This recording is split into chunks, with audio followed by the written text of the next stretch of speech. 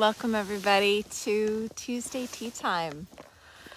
I have been on sabbatical for a couple of months and it feels so strange to be back. I am here with some tea and my horses. We've got Atlas here finishing up his daily supplement and Ocasio going to have a little bit of a lie down. So, welcome back. Welcome back to Tuesday Tea Time. I have had a really good time away from social media, away from the busyness of life, and I'm starting again. As most of you know, I lost my horse Myrna during this time of sabbatical quite unexpectedly, and it was a shock beyond all shocks.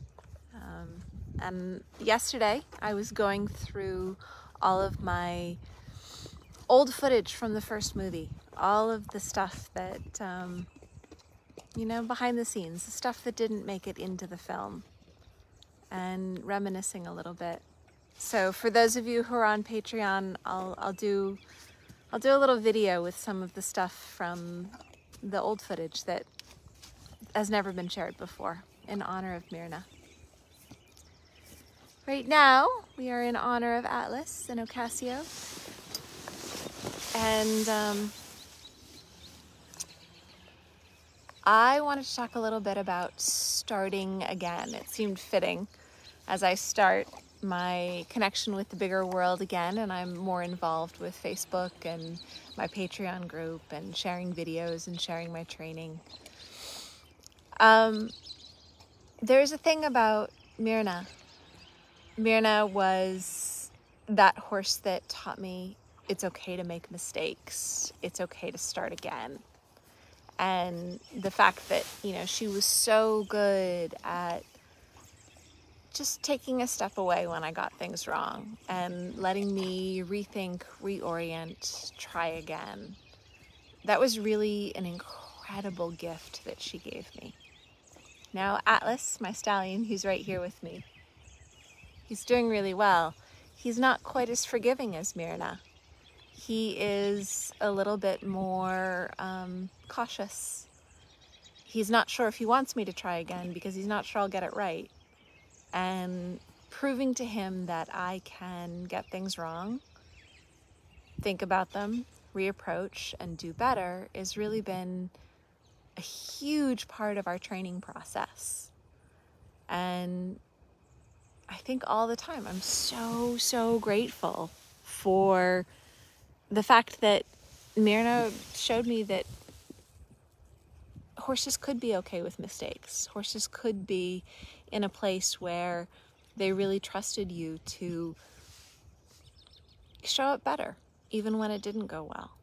And so I lean on that. I lean on that a lot as I'm in this process with Atlas and I'm spending so much time with him. It's really important for me to remember back to all those mistakes that I made with Myrna, all the stupid things I did because I didn't know any better, and how gracefully she handled that and how much permission she gave me to start again. If I could gift some of that to Atlas, if I could give him some of that grace that she gave me, that would be really important to me. That would feel really valuable. So how do I do that? How do I teach a horse to have that kind of grace, to have that willingness to start again when things perhaps don't go right? And I think the answer is somewhere in valuing all of the tiny moments. So a lot of us don't realize things are going wrong until there's some big dramatic fight or flight episode. And when we can start to read them and realize that the degrees of freeze are the more subtle signs that things are going wrong. And Atlas here he's the king of freeze. He has so many different degrees of freeze. He has so many different ways of freezing. And those are really his defense patterns. He's like a master's education for me in how to read a freeze. Is this a freeze that he can recover from? Blipped for a second. So reading a freeze is really one of, it's the thing that I'm having to learn with Atlas.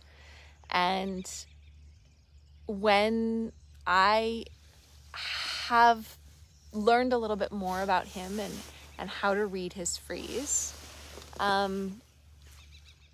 then we can give each other the kind of grace that Myrna taught me. And he doesn't come as naturally to him and me because he has a lot more history. But yeah, exactly, Rachel. Their grace is such a gift.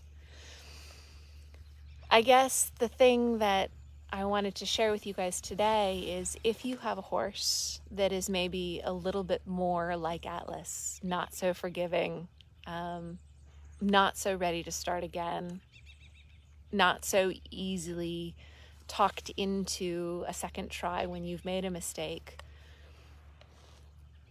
think smaller.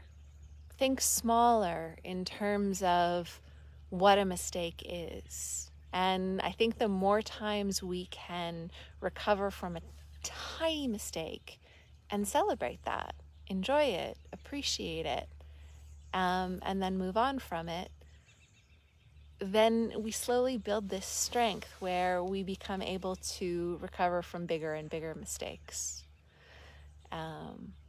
But yeah, Esther, you can't go where you don't know. I think that all of us probably have experiences with horses that give us that gift, that grace of starting again over and over, being willing to show up with a clean slate.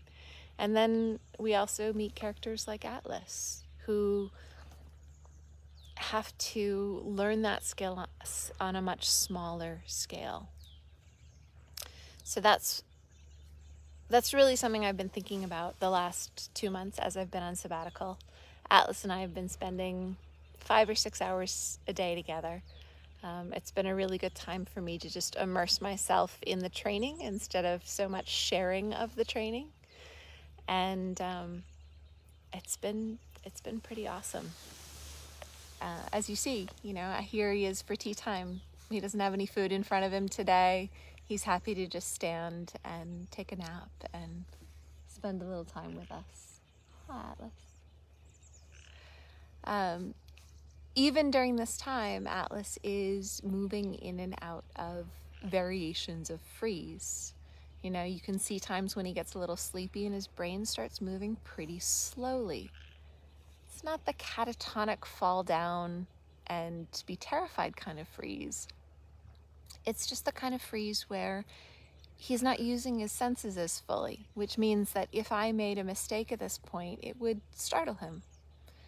And then there's moments where the ears and the eyes start to move a little bit more and he catches sounds and sights. And when he's using his senses a little bit more, he's using his brain a little bit better. And those are times when, he's a little bit more prepared to have me do strange things without getting startled by them. Good morning, Eve. Welcome to tea time. So,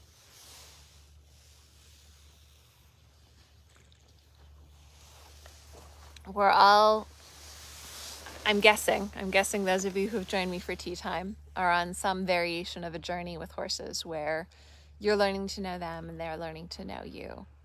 And I think ultimately we all want to be known. We all want to have someone accept us for who we are, the good, the bad, the indifferent. And I'm certainly going to try not to do things that upset my horse. But when you have a horse like Myrna and you do something that upsets them and they turn right around and they say, try again. I'm pretty sure you can do it better next time. There's nothing wrong with you just because you made a mistake. And that was really the grace that Myrna gave me. With Atlas, he can do that if I make a very little mistake. But I really think it's like a muscle, and by making little mistakes and then recovering from them and enjoying each other's company anyway, that muscle gets stronger. And over time, I think he will give me just as much grace as Myrna did to start again and again when necessary. But we have to build up that strength. Laurent says, could it be chemistry? Yes, absolutely. Everyone is unique. Everyone is different. But I think this analogy of thinking of forgiveness and this gift of grace like a muscle is appropriate here too. Genetically, I am not as strong as some people, but I have potential to be a lot stronger than I am now through practice and training. Genetically, I will never be the strongest person in the world, but I don't need to be. I only need to be the best version of myself. So Myrna was probably a significantly graceful being in a chemistry sort of way, in a genetics, who she was born to be kind of way. I have a feeling Atlas is not so far different. He just had a very different life. And I think that with time and practice, I am guessing he will give me every bit as much grace as Myrna did. Just don't know how long it'll take. Ocasio, who's taking a nap somewhere. He's just behind Atlas, hiding behind Atlas. My gray gelding Ocasio, I don't know that he was born with the genetics to have quite as much patience as an Atlas or a Myrna, but we're certainly going to strengthen it as much as we can by the variations of the little things we do. I might do small things that upset him that are very recoverable, and as long as we celebrate those and encourage him and know him and work with him instead of against him, that strength of grace will get stronger and stronger. Yes, Laurence. Freedom-based training is all about seduction. Yeah, we just want to nurture the good things in life and let them evolve naturally. Absolutely. So those are my thoughts for today. I will be back for tea time every Tuesday. If you have subjects you would like me to talk about, please leave them in the comments. I'm going to keep updating my list on popular questions or thoughts or ideas that people might like me to talk about. And I have a pretty big travel schedule that's set up for this year, so I may get to see some of you in person around the world. And I'll be continuing to do tea times from around the world wherever I go. I'll be in California in the Bay Area mid-March, and I will be in Portugal at the end of March, third week of March. So I look forward to seeing some of you guys on tour, and for those of you who I don't see on tour, I will see you here at tea time. Have a wonderful day, you guys.